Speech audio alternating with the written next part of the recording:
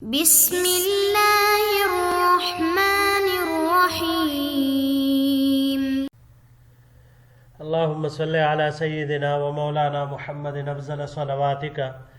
بعدد معلوماتك وبارك وسلم وصل عليه۔ بسم اللہ الرحمن الرحیم۔ عزیز طلباء کرام، امید ہے کہ انشاءاللہ العزیز آپ سب بخیر و عافیت ہوں گے۔ جامع السنن الترمذی جلد ثانی کے ابواب الفتن عن رسول اللہ صلی اللہ علیہ وسلم کے ایک اور درس کے ساتھ آپ حضرات کے خدمت میں اللہ جل شانہ کے فضل و کرم سے حاضر ہونے کا موقع ملا۔ بحمد اللہ تعالی آج ہمارا سبق نمبر 146 ہے، تو بڑھتے ہیں اپنے سبق کی طرف۔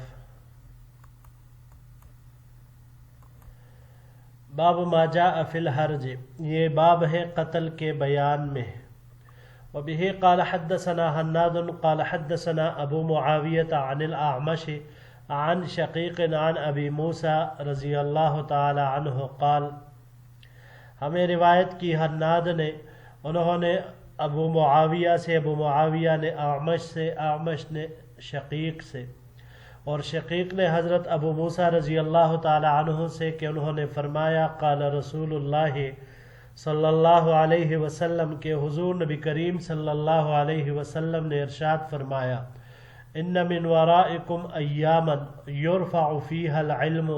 ویکثر فیہا الحرج،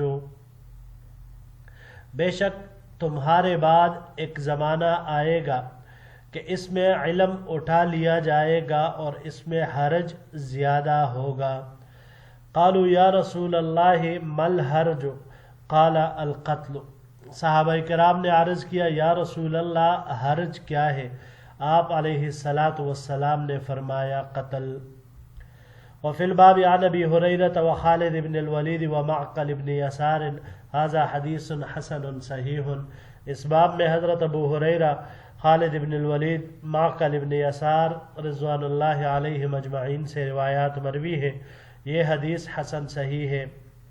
وبه قال حدثنا قتيبة قال حدثنا حماد بن زيد عن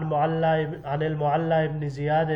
رده إلى معاوية بن قرة رده إلى معقل بن يسار رده إلى النبي صلی اللہ علیہ وسلم قال، ہمیں روایت کی قتیبہ نے، انہوں نے حماد ابن زید سے، انہوں نے معلّہ ابن زیاد سے، وہ اسے منسوب کرتے ہیں معاویہ ابن قرہ کی طرف، معاویہ ابن قرہ اس کو منسوب کرتے ہیں معقل ابن یسار کی طرف، اور معقل ابن یسار رضی اللہ تعالیٰ عنہ نے اس کو منسوب کیا ہے حضور نبی کریم صلی اللہ علیہ وسلم کی طرف کہ آپ علیہ السلام نے ارشاد فرمایا العبادۃ فی الحرج کہجرۃ الیہ، یعنی حضور صلی اللہ علیہ وسلم نے فرمایا کہ ایام قتل میں، حرج میں عبادت کرنا میری طرف ہجرت کرنے کی طرح ہے، اتنی بڑی اس کی فضیلت ہے ان ایام میں عبادت کرنے کی۔ ھذا حدیث صحیح غریب، یہ حدیث صحیح غریب ہے، انما نعرفہ من حدیث المعلّى ابن زیاد، ہم اسے معلّى ابن زیاد کے طریق سے ہی جانتے ہیں۔ اگلے سلائیڈ میں ایک روایت ہے، اس کی طرف جاتے ہیں جی۔ وبه قال حدثنا قتيبة قال حدثنا حماد بن زيد عن أيوب عن أبي قلابة عن أبي أسماء عن ثوبان رضی اللہ تعالی عنہ قال، ہمیں روایت کی قتیبہ نے، انہوں نے حماد بن زید سے، انہوں نے ایوب سے، انہوں نے ابو قلابہ سے، انہوں نے ابو اسماء سے، اور انہوں نے حضرت ثوبان رضی اللہ تعالی عنہ سے کہ انہوں نے فرمایا قال رسول اللہ صلی اللہ علیہ وسلم کہ حضور نبی کریم صلی اللہ علیہ وسلم نے ارشاد فرمایا اذا وضع السیف فی امتی لم یرفع عنہا الی یوم القیامہ، کہ جب میری امت میں تلوار رکھ دی جائے گی تو پھر قیامت تک نہیں اٹھائی جائے گی۔ ھذا حدیث صحیح، یہ حدیث صحیح ہے۔ تلوار رکھنے کا مطلب یعنی خون ریزی، قتل و غارت جب ایک مرتبہ شروع ہو جائے گی تو پھر رکنے کا نام ہی نہیں لے گی، قیامت تک وہ جاری رہے گی۔ جی عزیز طلباء کرام، قتل و غارت کے بارے میں، قتل کی کثرت کے بارے میں یہ باب ہے کہ حضور نبی کریم صلی اللہ علیہ وسلم نے فرمایا ایک وقت آئے گا کہ قتل اور خونریزی بہت ہی کثرت سے ہوگی۔ آپ صلی اللہ علیہ وسلم نے فرمایا یرفع فیہا العلم، اس میں علم اٹھا لیا جائے گا۔ اس کے معنی یہ ہے کہ اہل علم سے اس علم پر عمل اٹھا لیا جائے گا، یعنی وہ علم ان کے لیے نافع نہیں رہے گا، یہی مطلب ہے اس کا۔ دوسری جو روایت ہے کہ العبادت فی الحرج کا ہجرت الیہ، یعنی فتح مکہ سے پہلے وہاں سے ہجرت کر کے مدینہ منورہ آنے والے کو جو اجر اور ثواب ملتا تھا، وہی ثواب قتل اور خونریزی کے زمانے میں، فتنے فساد کے زمانے میں عبادت کرنے والے کو بھی اسی طرح ملتا رہے گا، کیونکہ ایسے حالات میں عموماً بہت سے لوگ، اکثر لوگ عبادت سے غافل اور طرح طرح کے الجھنوں میں وہ پھنس جاتے ہیں اور اس کا شکار ہو جاتے ہیں۔ اسی وجہ سے حضور نبی کریم صلی اللہ علیہ وسلم نے اس ایام میں، قتل و غارت کے زمانے میں، خونریزی کے زمانے میں، فتنہ اور فساد کے زمانے میں عبادت کو اپنی طرف یعنی ہجرت کی طرح اس کو فضیلت والا عمل قرار دیا کہ اتنا اس کا مرتبہ اور ثواب ہوگا۔ جی بڑھتے ہیں اگلے باب کی طرف۔ باب ما جاء فی اتخاذ السیف من خشب، یہ باب ہے لکڑی کی تلوار بنانے کے بیان میں۔ وبه قال حدثنا علی بن حجر قال حدثنا اسماعیل بن ابراہیم عن عبداللہ بن عبید عن عدیسة بنت اہبان ابن الصیفی الغفاری قالت، ہمیں روایت کی علی ابن حجر نے، انہوں نے اسماعیل ابن ابراہیم سے، انہوں نے عبداللہ ابن عبید سے، انہوں نے عدیسہ بنت اہبان ابن صیفی الغفاری سے، یہ فرماتی ہے جاء علی ابن ابی طالب الی ابی، کہ حضرت علی ابن ابی طالب رضی اللہ تعالیٰ عنہ میرے والد کے پاس آئے، فدعاہ الی الخروج معہ، ان کو اپنے ساتھ لڑائی میں چلنے کو کہا، فقال له ابی، تو ان کو میرے والد نے کہا ان خلیلی وابن عمک عہد الی اذا اختلف الناس ان اتخذ صیفا من خشب فقد اتخذته فان شئت خرجت به معك قالت فترکہ، بے شک میرے دوست اور آپ کے چچا زاد بھائی یعنی حضور نبی کریم صلی اللہ علیہ وسلم کی طرف اشارہ کر رہے ہیں، انہوں نے مجھے وصیت فرمائی تھی کہ جب لوگوں میں اختلاف ہو جائے تو میں لکڑی کی تلوار بنا لوں، چنانچہ میں نے وہ بنوا لی ہے، اگر آپ چاہتے ہیں تو میں آپ کے ساتھ نکلنے کو تیار ہوں۔ قالت، عدیسہ کہتی ہے کہ حضرت علی رضی اللہ تعالی عنہ نے پھر انہیں چھوڑ دیا، یعنی ان کو ساتھ لے کر نہیں گئے۔ وفی الباب عن محمد ابن مسلمہ، اس باب میں حضرت محمد ابن مسلمہ رضی اللہ تعالی عنہ سے بھی روایت ہے، ھذا حدیث حسن غریب، یہ حدیث حسن غریب ہے، لا نعرفہ الا من حدیث عبداللہ ابن عبید، ہم اسے صرف عبداللہ ابن عبید کے طریق سے ہی جانتے ہیں۔ وبه قال حدثنا عبد الله بن عبد الرحمن قال حدثنا سهل بن حماد قال حدثنا حمام قال حدثنا محمد بن جحادة عن عبد الرحمن بن سروان عن حزيل بن شرحبيل عن أبي موسى رضي الله تعالى عنه عن النبي صلى الله عليه وسلم أنه قال في الفتنة، ہمیں روایت کی عبداللہ ابن عبد الرحمن،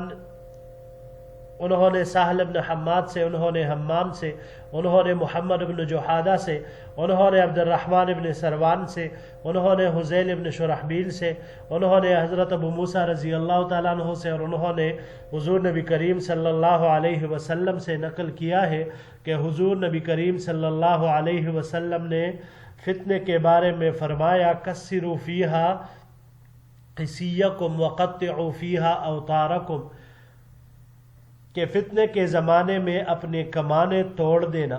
کمان کی تانتے کاٹ دینا، والزموا فیہا اجواف بیوتکم وکونوا کابن آدم، اور اپنے گھروں کے اندرونی حصوں کو لازم پکڑنا، اور آدم علیہ السلام کے بیٹے کی طرح ہو جانا، حابیل کی طرح، کہ جس نے خود قتل ہونے پر صبر کیا مگر اپنے بھائی کی طرف قتل کرنے کے لیے ہاتھ نہیں بڑھایا۔ ھذا حدیث حسن غریب، یہ حدیث حسن غریب ہے۔ وہ عبد الرحمن ابن سروان، یہاں پر یہ جو راوی آئے ہیں وہ ابو قیس الاودی، یہ ابو قیس الاودی ہے۔ جی عزیز طلباء کرام، اتخاذ السیف من خشب، لکڑی کی تلوار بنانا عربی زبان میں یہ بطور محاورے کے استعمال ہوتی ہے ترک قتال سے، یعنی گویا کہ یہ کنایا ہے جنگ ترک کرنے کے، چھوڑنے کے لیے، کہ جب کوئی جنگ اور قتال نہیں کرنا چاہتا ہو تو وہ کہتا ہے کہ بھائی میں نے کیا کر لیا ہے کہ میں نے لکڑی کی تلوار بنا لی ہے، مطلب اب میرا کوئی ارادہ نہیں ہے جنگ و جدال میں شریک ہونے کا۔ اور یہی پہلی روایت میں ہمیں نظر آیا احبان ابن سیف الغفاری کہ جب حضرت علی رضی اللہ تعالیٰ عنہ آ کر ان کو اپنے ساتھ لے جانے لگے تو انہوں نے حضور نبی کریم صلی اللہ علیہ وسلم کی وصیت اور ارشاد حضرت علی رضی اللہ عنہ کو سنایا اور فرمایا کہ میں نے لکڑی کی تلوار بنا لی ہے، اب بھی اگر آپ چاہتے ہیں کہ میں آپ کے ساتھ چلوں تو میں چلتا ہوں۔ تو پھر حضرت علی رضی اللہ تعالی عنہ نے ان کو وہیں پر ہی چھوڑ دیا۔ تو پتہ چلا کہ لکڑی کی تلوار بنانے سے مراد یہ ترک قتال ہے۔ دوسری روایت اگر ہم دیکھ لیں تو اس میں حضور نبی کریم صلی اللہ علیہ وسلم نے فرمایا کہ اپنی کمانیں توڑ دو، اس کی تانتیں توڑ دو، کاٹ دو، اور اپنے گھروں کے جو بالکل اندرون ہوتے ہیں، کمروں کے اندر صحن ہوتا ہے، پھر اس کے ساتھ کمرے ہوتے ہیں، تو کمروں کے گھر کے بالکل اندرونی حصے میں بیٹھے رہو، اس کو اپنے اوپر لازم کرو۔ تو پتہ چلا کہ جنگ و جدال اور فتنوں کے موقع پر یکسو رہنے کی یہاں پر حضور صلی اللہ علیہ وسلم ترغیب دے رہے ہیں۔ اور کس لیے؟ یہ اس لیے دے رہے ہیں تاکہ فتنوں سے محفوظ رہا جا سکے۔ اب انسان ظاہر سی بات ہے گھر کے اندر رہے گا، بہت سارے فتنوں سے محفوظ رہے گا، لیکن جتنا وہ باہر کے ماحول میں جائے گا، مختلف چیزوں کے ساتھ اس کا واسطہ لوگوں کے ساتھ پڑے گا تو فتنوں میں یقینی طور پر مبتلا ہونے کا اندیشہ ہے۔ اسی وجہ سے آپ علیہ الصلاۃ والسلام نے ارشاد فرمایا کہ اس زمانے میں وَالْزَمُوا فِيهَا اجواف بیوتکم، اپنے گھر کے اندرونی حصوں کو اپنے اوپر لازم کرو۔ وَكُونُوا كَابْنِ آدم، پھر بھی اگر کوئی آپ کے پیچھے آئے تو پھر حضرت آدم علیہ السلام کے بیٹے حابیل کی طرح ہو جانا، کہ جس نے خود قتل ہونا وہ پسند کیا، یعنی مصائب اور مشکلات پر اس نے بھی صبر کیا تو تم لوگ بھی اس ہی کی طرح، حابیل کی طرح اس پر صبر کرتے ہوئے خود اس مصائب کا اور ان ساری چیزوں کا شکار ہو جانا، لیکن اپنا ہاتھ کسی کے خون سے نہ رنگنا یا فتنے میں خود سے کوئی حصہ نہیں لینا۔ اللہ جل شانہ ہم سب کی حفاظت فرمائے۔ جی عزیز طلباء کرام، یہیں تک ہمارا آج کا سبق تھا۔ انشاءاللہ العزیز زندگی رہی تو اگلے درس میں پھر آپ کی خدمت میں ایک نئے باب کے ساتھ حاضر ہوں گے، چونکہ وہ آگے آنے والا باب وہ لمبا ہے، باب ما جاء فی اشراط الساعہ، اس لیے وہ یہاں پر ذکر کر نہیں سکتے، وقت اب اتنا ہے نہیں کہ اس میں پورا کر سکے، تو انشاءاللہ اس کو اگلے درس میں ذکر کریں گے۔ السلام علیکم ورحمۃ اللہ وبرکاتہ۔